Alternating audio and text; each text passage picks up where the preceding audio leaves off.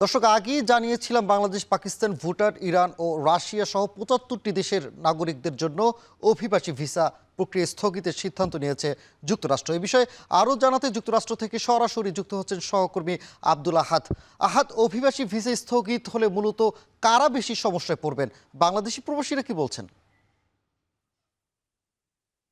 হ্যাঁ, সানি, আমি আগের সংবাদেও বলেছিলাম যে প্রেসিডেন্ট ডোনাল্ড ট্রাম্প আগামী 21 জানুয়ারি থেকে বাংলাদেশ সহ 75টি দেশের অভিবাসন ভিসা তিনি বন্ধ করতে যাচ্ছেন। এবং আগের সংবাদে আমি বলেছিলাম যে অন্যান্য যে ভিসা রয়েছে, অর্থাৎ টুরিস্ট ভিসা কিংবা B1 B2 ভিসা কিংবা স্টুডেন্ট ভিসা, এই ভিসার কি অবস্থা আপনি প্রশ্ন করেছিলেন। সেটা হলো যে তিনি শুধুমাত্র অভিবাসন ভিসা বন্ধ করতে যাচ্ছেন আগামী 21 জানুয়ারি থেকে, এবং অন্যান্য ভিসার ইন্টারভিউ কিংবা অন্যান্য ভিসা প্রদান সেটা আগের মতোই নিয়মিতভাবেই চলবে। এবং সেই যাদের ইন্টারভিউ ডেট রয়েছে, তারা যথাসময়ে তাদেরকে বাংলাদেশ কনসুলেটে গিয়ে ভিসা নিতে হবে। এই হলো অবস্থা। কিন্তু যারা B1 B2 ভিসা নেবেন, তাদের জন্য আপনারা জানেন যে এর আগে আমরা বলেছিলাম যে প্রেসিডেন্ট ডোনাল্ড ট্রাম্প বাংলাদেশ সহ কয়েকটি দেশের উপর বন্ড তিনি কার্যকর করেছেন, অর্থাৎ 5,000 থেকে প্রায় বাংলাদেশে প্রায় 18 লাখ টাকা পর্যন্ত, 5 লাখ থেকে 18 লাখ টাকা পর্যন্ত তাদেরকে বন্ড দিয়ে হয়তো বাকি ভিসাগুলা নেওয়া লাগতে পারে।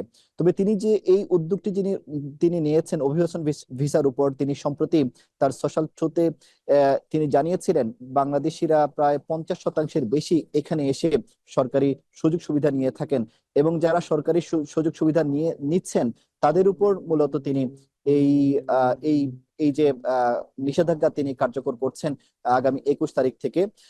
এবং এখানে একটি বিষয় আমি জানিয়ে রাখি যে 21 তারিখের আগে যাদের ইন্টারভিউ রয়েছে, অর্থাৎ যারা আগামীকাল কিংবা এর পরের দিন যারা ইন্টারভিউ যাদের রয়েছে, তারা যথাসময়ে এমবাসিতে গিয়ে তাদেরকে ইন্টারভিউ দিতে হবে এবং তাদেরকে ভিসা প্রদান করা হবে। শুধুমাত্র 21 তারিখের পর থেকে যাদের ইন্টারভিউ রয়েছে, তাদেরকে পরবর্তী নির্দেশনা না দেওয়া পর্যন্ত তাদেরকে কনসুলেটে কনসুলেটে যাওয়া থেকে তাদেরকে বিরত থাকতে হবে।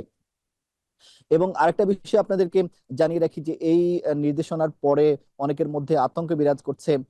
বিশেষ করে আহ, বিশেষ করে যাদের ইন্টারভিউ রয়েছে এর পরে 21 তারিখের পরে তাদের কি হবে। তাদেরকে বলা হয়েছে, কিছুক্ষণ আগে আমরা কথা বলেছি এখানকার অ্যাটর্নি মন চৌধুরীর সাথে। তিনি বলেছেন যে আহ, আহ, এই নির্দেশনার পরে কোনো প্যানিক হওয়ার দরকার নেই। তাদেরকে অপেক্ষা করতে হবে পরবর্তী নির্দেশনা কি আসে। তবে যারা ইতিমধ্যে চলে এসেছেন এখানে এবং যারা এখানে পাবলিক চার্জ নিয়ে নিয়েছেন, তাদেরকেও সতর্ক থাকতে হবে। তাদেরকে হয়তো তাদের ইনকাম বাড়িয়ে তাদেরকে এখন থেকে পাবলিক চার্জ নেওয়া বন্ধ করে দিতে হবে। এবং যারা ইতিমধ্যে নিয়েছেন, হয়তো বা প্রেসিডেন্ট ডোনাল্ড ট্রাম্প যদি চান, তবে তাদের বিরুদ্ধে তিনি তদন্ত করতে পারেন। এবং যারা ইতিমধ্যে নিয়েছেন তাদেরকে হয়তো বা তিনি সেই টাকা ফেরত দেওয়ার কথাও তিনি বলতে পারেন। তবে সেই বিষয়টি এখনো নিশ্চিত না। পরবর্তী নির্দেশনা দেওয়ার আগ পর্যন্ত হয়তো মানুষকে অপেক্ষা করতে হবে। তবে মানুষকে প্যানিক না হতে এখানকার ইমিগ্রেশন আইনজীবী যারা রয়েছেন তারা এমনটা বলছেন। এই ছিল সানি আমার কাছে সবশেষ খবর। যুক্তরাষ্ট্র ৭৫টি দেশের অভিবাসন ভিসা প্রক্রিয়া স্থগিত করায় কারা বেশি সমস্যায় পড়বেন সে খবরই জানাতে যুক্তরাষ্ট্র থেকে সরাসরি যুক্ত ছিলেন সহকর্মী আব্দুল আহাদ।